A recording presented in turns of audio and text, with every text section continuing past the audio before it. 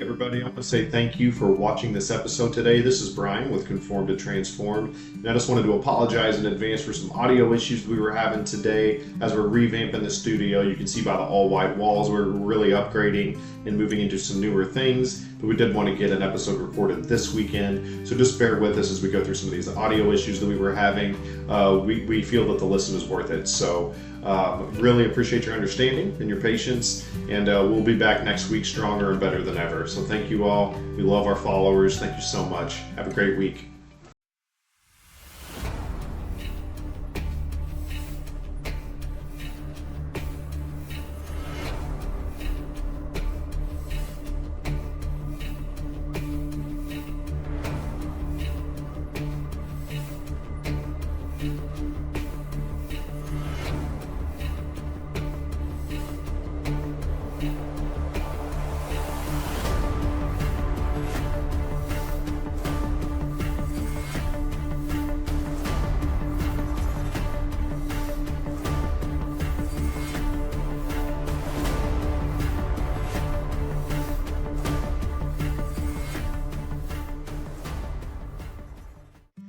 Hello, and welcome to Conformed to Transform, the podcast. Hello. We always have a goofy time before we start these, so if we ever start off and we're laughing already, there's a reason. Sorry about that. We are just two very strong-willed firstborns that try to do something together, and There's a lot of heated, spirited discussions I have. at least we Typically can with laugh viewers. about We it, can, yes, right? indeed. Yeah, Okay. that's right.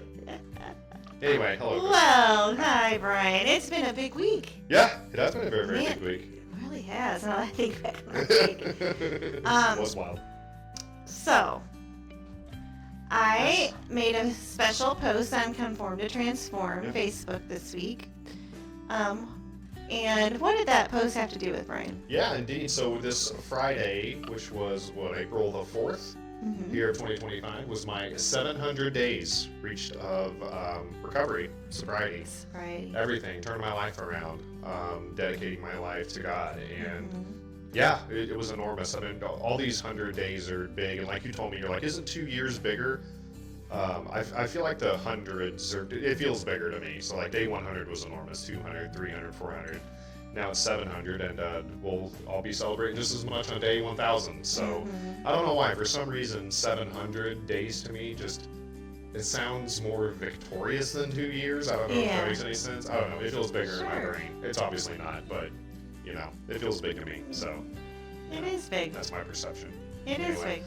But yeah, it was definitely amazing, and we just did all sorts of cool stuff. Went and saw The Chosen yesterday. You had a big week medically. You've been talking about it on here as well. You had a 3-hour MRI. I couldn't imagine sitting there for 3 hours and you were like forced to do so. Yeah.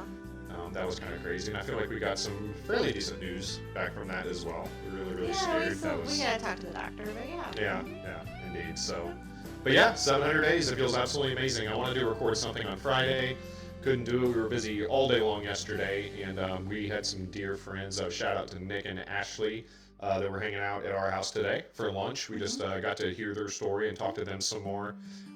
He is a big reason that we have such an awesome stream at one church, the video stream and such. A lot of work goes in behind the scenes on that as well. So just got to fellowship with them, talk with them, and just get to know them better. Super, super amazing couple. Yeah, absolutely. If you ever need any video or audio work, video and audio, whatever, that's kind of his niche, and he's excellent at it. Top notch. Yeah, for real. So highly recommend him. If you need his info, please reach out to us. Definitely, we'll hook you up. But yeah, so that was exciting too. Yeah. So 700 days. Let's get into that. Yeah. So what was your life like? So today's 702 days, right? Yeah. So let's say Fridays. 699 days ago. What was your life like? Rough. Well, that's a great question, actually. Yeah. So let me think. 699. That was obviously before like a day or two before, or was it a day or two after you were talking? Isn't it the day, the last day that you drank? Yeah. Okay. Yeah. Isn't it? Yeah. Yeah. I guess technically, yeah.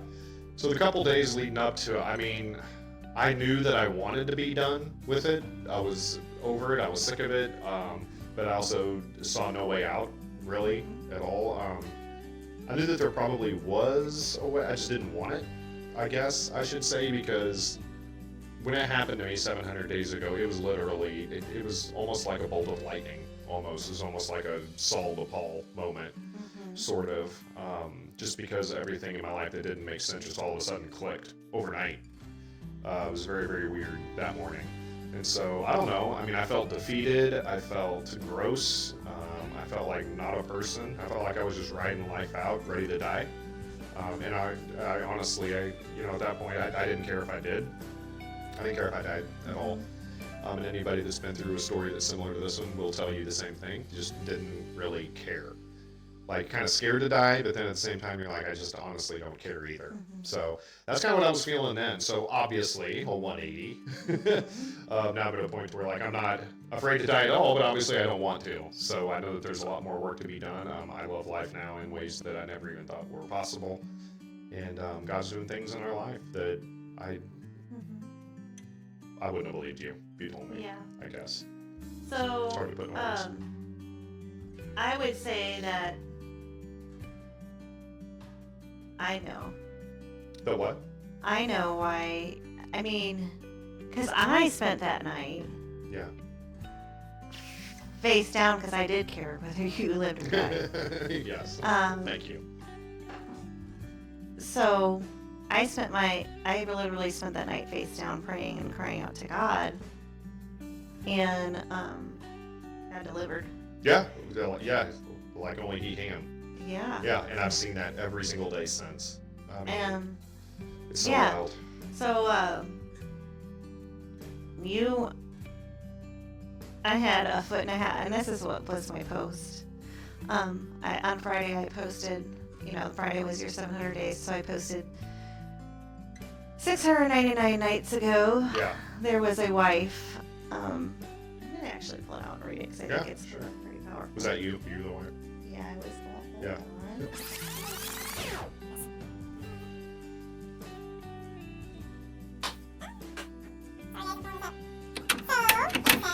699 nights ago, a wife was mourning the loss of her husband. He was there physically, but spiritually, a super strong alcohol addiction had a grip on him. She was preparing herself to say goodbye to him forever. She was preparing herself that when she did, there was a high possibility that he would drink himself to death. She fell face first and began crying out to the Lord. She praised him, and she commanded the enemy to flee in Jesus' name. It was like the scene out of War Room. Yeah, it really was. The next morning, her husband came home and humbled himself. He asked to go to outpatient rehab. He convinced her to give him one last shot. With a foot and a half out the door, she reluctantly agreed. She saw something different this time. She felt something different. God came through and the enemy fled. Today, I would like to congratulate my husband on 700 days of sobriety. God is a miracle worker. Nothing is too big for our God. Yeah, it's so true. Yeah. And, that night, my biggest hope was just that you would find your own way and you wouldn't end up drinking yourself to death. That really was, because I never dreamed that God would come through this big. Yeah. I never dreamed that God would come through to where He totally transformed our home. Yeah. Transformed our family. Yeah. Yeah. Gets you every time. It does. Yeah. Because here we are, 702 days later, and we are very involved in our church. We're there every Sunday. We have a godly home. Yeah. God is the center of our home. Yep. Alcohol is not the center of our home. No, not at all. Sin is not the center of our home. Still happens, but it's not the center. It's total transformation. So what is our Bible verse, Brian?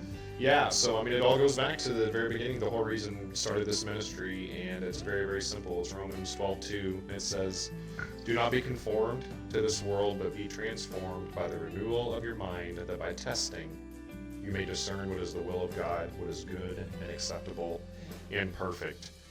And just breaking that down, really what it comes down to is you have to change the way that you think. You have to see things through a different lens. Yeah. It's like whenever some people see a problem, some people see an enormous problem. Some people see an amazing opportunity. And the only difference is perspective. Yeah. And that's what Jesus brings to your life. He brings you a new perspective because your identity gets rooted in the fact that, I am not an alcoholic. I am not only a husband. I am not only a father. Whenever it comes down to the very, very end, the most important thing is that I am a child of God. Yeah. Period. And whenever you operate out of that mode, out of that posture, out of that identity, everything else will fall into place. And it's no shock, because scripturally, we're told to seek him first and his kingdom and his righteousness, and all of these things will be added to you. Yeah. What are all of these things? It's all of the things that he wants in your life that are good, pleasing, perfect, of good report, good, lovely, all of those things. And so that hasn't just lit me up so much about it. And me, the reason I'm going so far all out on this, we were talking to our friends at lunch as well, is that, being an addict is in my DNA. And I have to pick and choose what I'm addicted to, because it's going to be something that I'm going to go all out on. We even had friends, I don't know if you remember this, but before I even got better, maybe a year or so before I got better, sitting in their garage. And then he said, well, so whenever you quit drinking, what are you going to do? Like, I could totally see you being like obsessed with church and stuff like that. You remember him saying that? Yeah. He's like, I could totally see that about you. And he said that, he didn't know my past or anything like that, but I used to be exactly like that. And so now I am just fully invested completely in serving him completely, and just helping other people know, like, I have a deep passion for other people that are struggling with this thing, that are going through, and it doesn't even have to be alcohol. It could be anything you're addicted to that is standing between you and God is an enormous problem. That could be TV, that could be cheeseburgers, that could be alcohol, it could be cocaine. It could just be depression. It could be anxiety. It could be self-identity, self-worth. Any of those things. We were talking at lunch, and to put it in the simplest terms, it's because I grew up going to church. Yeah, I did too for the most part. I was not spiritual, and I couldn't even have told you what that meant 5 years ago. Yeah. What being spiritual is. Right. Yeah. I feel like it's something that it's like you're in a deep slumber and you're like blind to everything, and then you're woken up. Yeah. And then you want to wake everybody up, because you know that everybody's asleep. Like, not everybody, but you want to wake all those that are still sleeping up to share the beauty that they're missing. Yeah. And that's the difference. If you can easily, and that's my point, you can easily be going to church every Sunday. You can easily be going to church, and I went to church Sunday morning, Sunday night, and Wednesday nights growing up. Yeah. And Pastor Andy's been hitting that hard recently as well. Like, you can know the Bible inside and out. That's the thing. And that's it. And I didn't understand that relationship part and that spirit-filled part until now. Until, around 2 days ago almost. So that's the crazy part. It is the crazy part. And I never got baptized until when we got baptized as an adult. In my 40s. I grew up going to church, didn't make that decision until... Yeah. Well, that's wild, and I've been thinking about it lately. I don't know why this has been hitting me. It'll probably end up being in a sermon someday, but we can say it now because this is semi-sort of a sermon. So, if you won Powerball tonight, if you won $500 million, wouldn't you call everybody that you know and be like, you will not believe what happened to me. You would not believe it. You'd be so excited. It'd be absolutely insane. It'd be nuts. What we have with Jesus, what he's done for us, what he's done for our souls, blows Powerball out of absolute water. Oh, absolutely. So if you just equate that to that, whenever that happens in your life, you can't help but go run and tell other people, because it's just so amazing. And the people that you love and care for, you want them to be a part of this. Right. You want them to know. And even when they don't know, the Bible says the gospel is foolishness to those that don't believe it. You're coming from a completely different perspective that they just can't understand until that veil is lifted from their eyes. Like, you can be super duper excited and tell them, if they're not experiencing it in their mind, they're like, okay, you're crazy. Right. You're a crazy person. Absolutely. Yeah, and we're going to get that all the time. People will think you're nuts. But I promise you that when we say that 702 days ago a miracle happened in our life, there is just no other explanation for it on Earth. Until the Lifetime movie comes out, you'll never really understand. there's just no other explanation. There is no other explanation. And that's how God works, by the way. Yes, that's exactly how it works. Yeah, he's done things so big in our lives, and the only thing that makes sense is him, quite honestly. Mm-hmm. Some people will try to explain it away, like it's pure luck, whatever. No, it's just not. If you lived and breathed and did the same things that we did, the same things we saw, and the same things that we lived through, the only thing that makes sense is something that is outside of ourselves, much bigger than ourselves. And to me, I define that as God, of course. Yes. So, I mean, it's been wild. Look, you came close to death, and that didn't do it for you. Yeah. No, I know. There's a million things that happened to me that should have woken me up. And, everybody's got a different rock bottom, quote unquote rock bottom, because whenever I was going to AA and stuff, you hear these stories and some people are like, oh my gosh, I can't believe you let it get to that. And then some people, like, barely anything happened and it woke them up. Yeah. God has a different purpose and a plan for absolutely everybody. Nobody is the same. Everybody's custom made. Everybody has a level that they have to get to where God chases them down and they're like, he's like, are you ready? And it's crazy as it sounds, and we've talked about this. It sucks that we went through all of that. But man, I'm thankful for it now. Like, looking back, like, I really, really am. There's certain things that I wish that I could take back, of course. I try not to think about the past at all, and it really doesn't bother me. I have a lot of friends, a lot of Christian friends, actually, that talk about their past and how ashamed that they are of it. Like, it still affects them to this day. Yeah. I'm blessed with a couple things. Number one, I have had zero cravings for this stuff at all. Like, it doesn't even appeal to me anymore. I don't judge anybody for doing it. Like, there's people that can drink 2 beers and walk away and, like, not ruin their life. Right, of course. Exactly. But I don't dwell on the past at all. Probably to an annoying rate. Like, because, I've talked about that before. I'm like, I don't care about that last Tuesday. You're like, well, you shouldn't. Like, why don't? Right. So, maybe that can also be a disadvantage sometimes. Maybe I would guess. But I don't think about yesterday at all. My eyes are fixed on the future and on the prize, and I'm just gung-ho in so many different areas of my life of just, and it's not really a matter of like wanting things and just like thirsting after success. To me, success is walking closely with God. Yeah. Period. But when you do that, He blesses you in ways that you couldn't even possibly imagine. Absolutely. And and you just got to seek Him first. And so all of those other things will come. They will be added. They're not the end all be all, but they happen. Yeah. They happen just because of that. Absolutely. And I was saying the same thing at lunch today. I was saying, I've had quite a lot of traumatic things happen to me throughout my entire life that I haven't had any control over. Right. But God's starting to put people into my life that need to hear, need someone that understands and can listen and can talk through them with it, and that's happened to me a lot recently. So now I look and I know that God allowed me to experience those things for such a time as this. Yeah. And that sounds crazy to say, because those are some of the most painful times in my life that I'm speaking about, the most traumatic, painful experiences I've had in my life.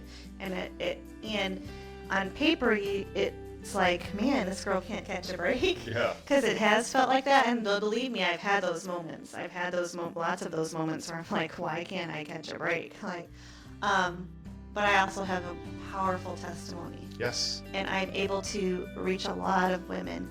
Wow. And that's my goal. Yeah. That's my goal. Well, that's God preparing you. And I was going to speak to that a little bit, because as we look back over these last 700 days, it seems like a very, very long time, but it's really a short amount of time.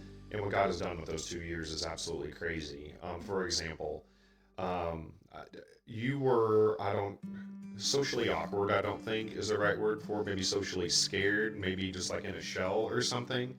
But even in the last 5 or 6 months, I've seen in you that you stepping out in faith and like answering that call to being like speaking with wives that have been through similar situations as this. So in other words, you're talking to 5 or 6 different people, you're hosting a small group, you're doing all of these things that if somebody told me that you'd be doing this a year ago, I would say that they're absolutely insane. But God used all of that time and all of these life experiences to prepare us to be able to share our story and to help other people that are hurting and that are going through similar things. And so it all goes back to that Romans 8:28, that God's working all things for the good. Yeah. So whenever you're in the middle of all those crazy things and you're like, what are you doing? Like, this doesn't make any sense. I don't deserve this. I don't know what's happening. It's a hard pill to swallow, but you got to know that God's with you. Yeah. He's with you every single step of the way. Even though you walk through the valley of the shadow of death, He is right there with you. Yeah. And so we can't look back at it as being like our lives were a disaster for a decade. Exactly. We got to look back at God was pruning us perfectly. That's it. Absolutely perfectly. That's it. And you can look back and you can laugh about it. And so when people ask all the time, well, why would a loving God do this? Why would a gracious God do that, etc.?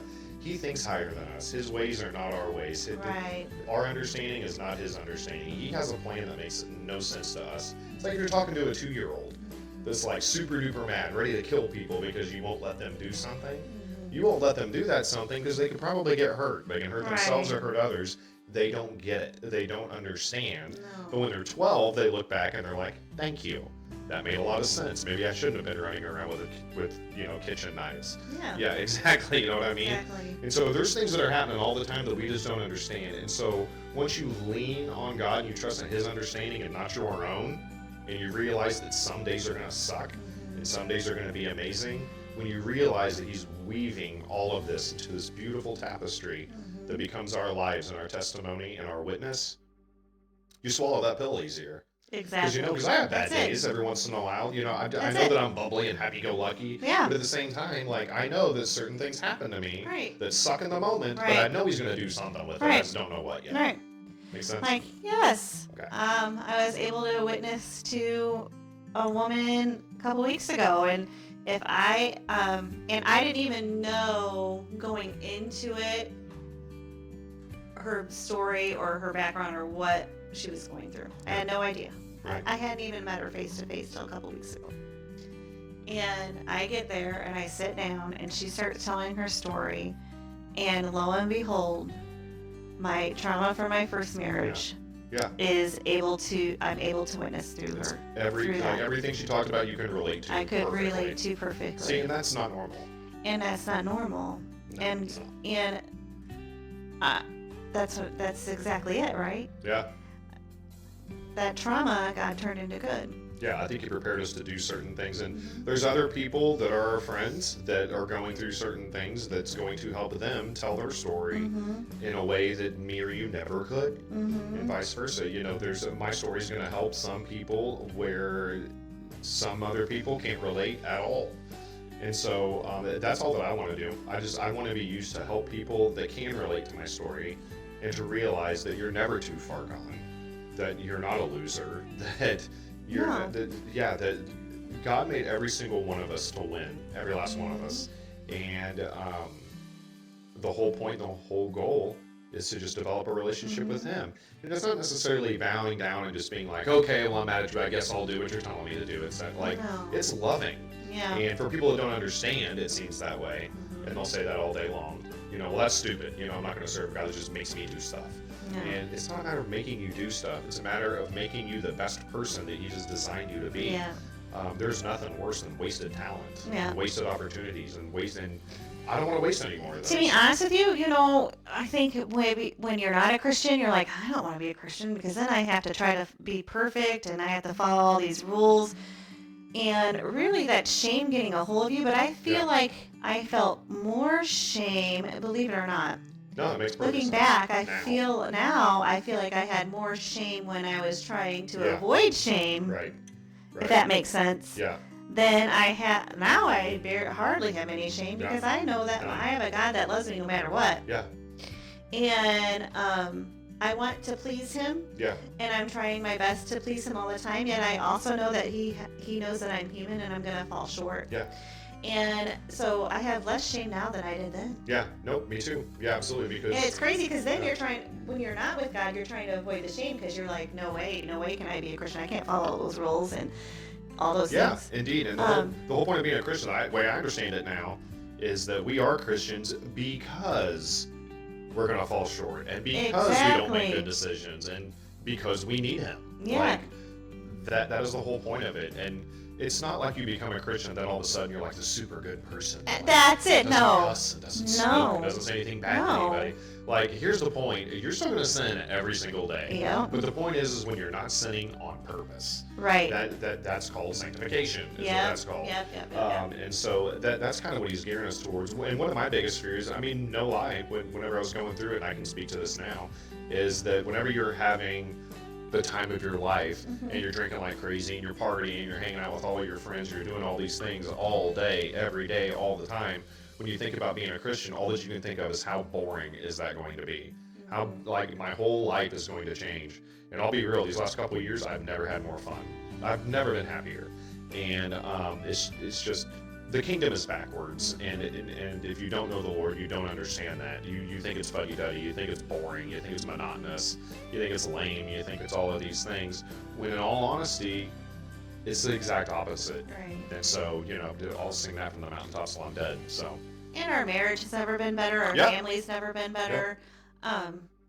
Yeah, indeed. It's just God makes everything better. Like, I don't know how to put it more simply than that, or even more complex than that. It's just it makes a humongous difference, and I'm loving every single second of it. And it's not like I have a schedule where you got to pray for 3 hours every morning, and 3 hours every single night, and read 19 chapters every single day. But here's the thing: when you get on fire and you get excited about it, you're gonna want to do those things. You are. But you also got to be a human being and realize you have other responsibilities, and God knows that. Yeah. He made us all good at things. We all have careers. We all have lives, we're raising families and all of those things. So 100% completely understands that. He just wants a relationship with you along the way, period. And he wants you to renew your mind. And the only way to renew your mind is with that relationship with Jesus Christ. That's the only way to do it.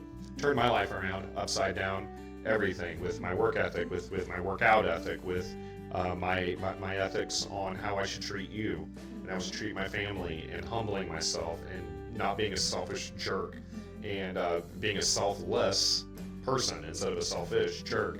One of the whole points of Christianity is to give yourself away, to love others. And it just blows me away how backwards from the world that Christianity is. And Jesus even said it. He's like, you're going to be different. You're going to be called weird. That's what being set apart is. You're set apart from the normal. You're not normal because this isn't normal. So, So I'm going to talk about my answer to this question so you can think about your answer while I'm talking. Yeah. Because it's not fair for me to ask it without you having a chance to think. Okay. But, so our miracle 702 days ago. Yeah. Right? How do you plan on using it for the next 700 days? Okay, I'm going to answer first. Okay. So my whole, what God has really put on my heart lately is, and I don't know exactly how to go about it, but I'm starting to get ideas, is that I want to be a witness to women who are in marital trauma. So I'm going to look into classes to be a Christian marriage coach to help me with my background with that. And I'm just praying that God brings those women to me as they're experiencing some of those traumas, and just helping them, because I know that through the trauma that I went through in my first marriage, and the trauma that I went through with my marriage with you, that God, blessed our marriage, thank goodness. But that I felt there's a certain degree of isolation and shame and loneliness that comes with that, because you don't want to go around telling everybody that what's going on in your marriage, first of all, and you don't want to shame your husband and all those things. You just feel all these emotions, you don't know where to turn. And so I want to help women with that. They can always, come to me, or we can talk and we can go to God together with it, all those things. So that's where I see my miracle from 702 days ago going, in that direction. How about you? Yeah, mine's pretty similar.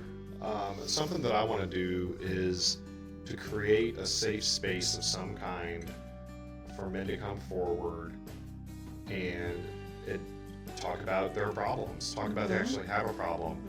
Because that is the hardest thing. It's such a cliche statement, but admitting you have a problem is the first step.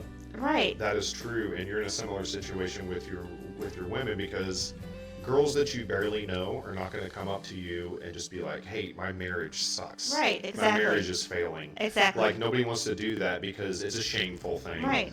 They've also painted a picture in the church or in the community of me and my loving husband. We have a perfect family with 2.5 kids and 2 dogs and all of that. Nobody wants to admit that things are out of whack. Right. And so I want to create that safe space for men to come to, and I'm going to rely on the Holy Spirit to do that, to actually speak to people.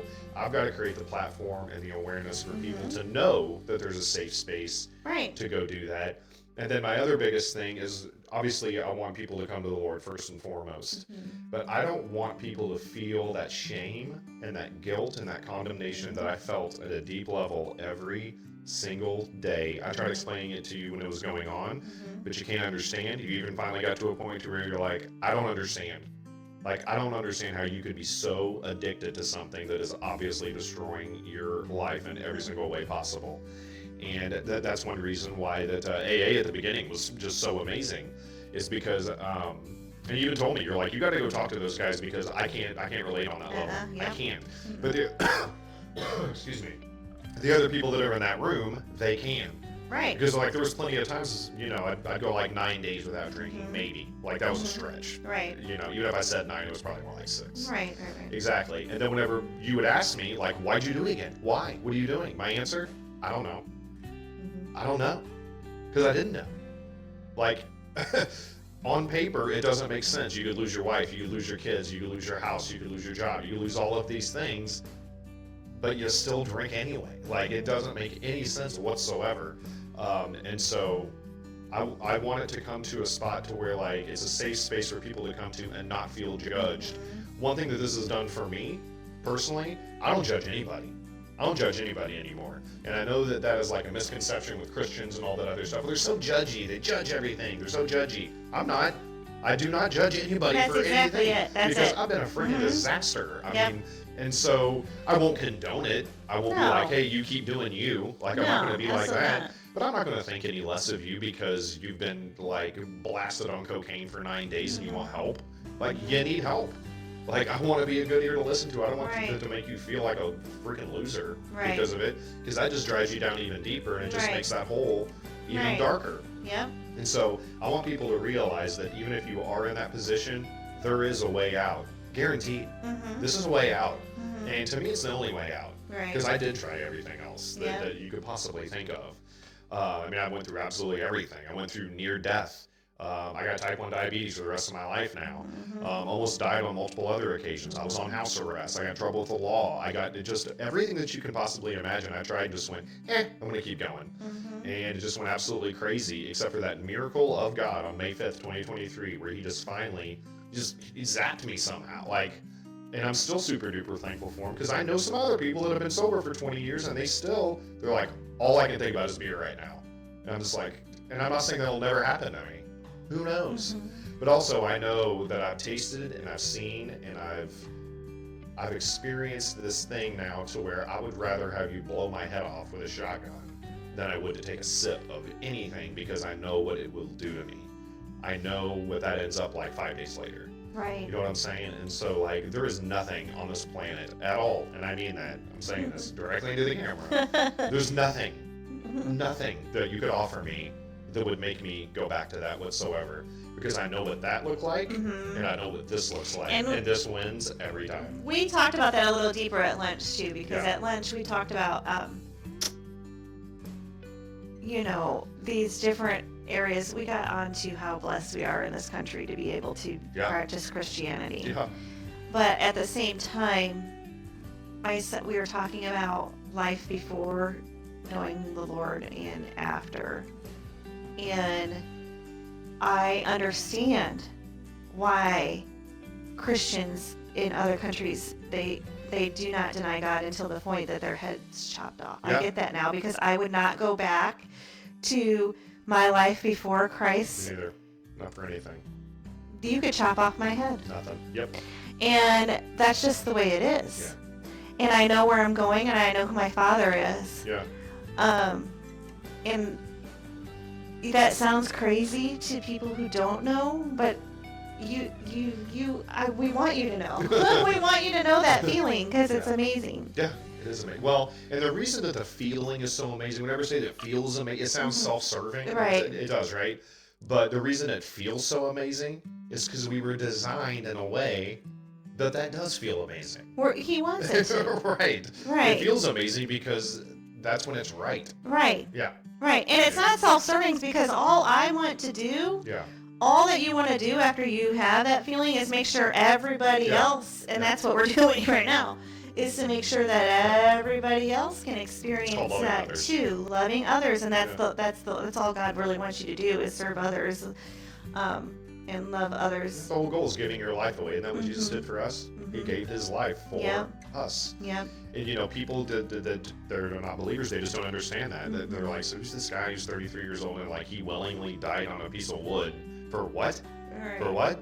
And we can get deep theologically with that. We're not going to do that in this episode, more than anything, I just wanted to just sing his praises and just give him the glory because he's the only one that gets it. Nothing else makes sense. Again, like it makes no sense that I didn't go back to it. And I just 702 nights ago, whatever. Yeah. I don't know. I think I'm probably doing the math wrong. I don't know, but 703 nights ago, we did it backwards. Yes, we did. I was going to say. Yeah, we did it backwards. So 699 days. I don't know. Anyways, 703 days ago, 3 nights ago was the hardest I prayed and the strongest I prayed ever. Because you have to remember, we had started going back to church, but I still had all this going on. It wasn't our way of life yet. So it wasn't our way of life yet. Not even a little bit. Yeah. God wasn't the center of our lives yet. We just knew we needed needed him. him. My life.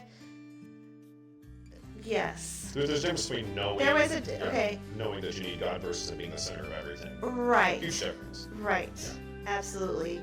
And so when I got that desperate that night and I fell to my knees praying, I hadn't even seen that movie, The War Room. The War Room came afterwards when I saw it. A year later. I really didn't even. I knew what I was doing, and We didn't know what else to do. I didn't know what else to do, and I was even singing God is an awesome God. I think I've said that on this podcast before. But it blows me away how he came through. Yeah, and then when you said that's the first time you've ever said today's the first time I ever heard you say that it was like a bolt of lightning. It was. And that does not surprise me. Nothing else makes sense. Yeah. That does not surprise me with the way I was praying in the background. Yeah. And it just really gets me. Yeah, I know it does. I know. And it getting to you gets to me. So, indeed, I control it a little bit better. Not much better. But yeah, indeed. Yeah, it's just so wild. We really didn't have much of a point or purpose to this episode. I just knew that it's been 700 days and that God is good and we had to get on and talk to you guys about it. Yeah. And also, pardon the backdrop, like this is new. One of the reasons that our friends Nick and Ashley were over here is we're going to be revamping this thing into making a pretty baller podcast studio, actually. So it's pretty naked now. You guys are seeing the beginning workings of this room. It's going to be pretty cool looking. Yeah, Brian really doesn't need this for office workspace anymore, so we're gonna turn this into a podcast room. It's gonna be my man cave, my prayer closet. It's gonna be my prayer closet, and it's also gonna be my podcast studio. So I'm still debating on what we put in here. I vote for a couch, obviously, but if we get a couch, she'll probably be seeing less of me if we go down that route because you can't see it, it's off frame, but there's a picture or a TV perfectly well placed right there. We got PlayStation, we got books, we got all sorts of sports, and so I gotta be careful that I don't move into this room and never come out. Right, I want to make it comfy, but not too comfy.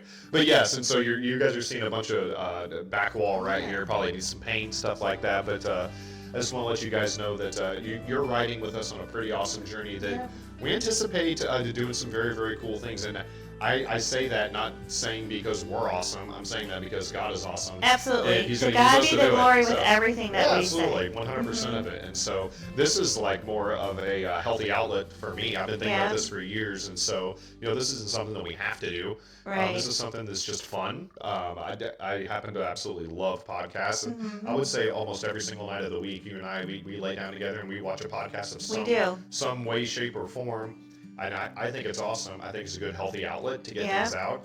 And it's just a good way to speak to people. And if people don't want to hear what you're saying, they don't have to watch. Right, You know what I'm saying? exactly. So, like, I'm not standing on the street corner with a sign or anything over here. If you don't like this, Yep. you could have clicked away a long time ago. Yep, And so, anyway, I am just so happy and lucky and blessed to be here. And, you know, just like we were talking about the bolt of lightning, it's crazy how God shows up. Something that I'm intentional about is just every single day, as I grade myself for the day, and I try to analyze every single day to see how I can be better, you know, how could have been worse, what did I have to do with it, etc. I see God showing up in one way or another every single day. Yep. Every single day, without fail. It could be big, it could be small, but if you're looking for it, you will find it. Yep. You will absolutely find it. He's in everything. Absolutely. He's in absolutely everything. Yes. And it's just 700 days later, this has not gotten old, this has not gotten weak, this has gotten new, and it has gotten stronger. And the Bible's very clear about his mercies being made new every single day. It's not a joke. You know, the Bible jumps out at you in that way. And it's not Pastor Andy has said this, so have other preachers that I've heard, is that we don't read the Bible reads us. Yep. And it's very, very true. When you study it that way, that's how it works. Yeah. So, Yeah. anyway. So. Great. Yeah. All right. Well, thank you for joining us today, friends, and we will see you next time. 3 months in a week, we'll do day 800. Yeah. And this room's gonna be a little more filled out. Yeah. So anyway. Yep. Thanks for your time, y'all. All right. Love ya. Thanks. Bye.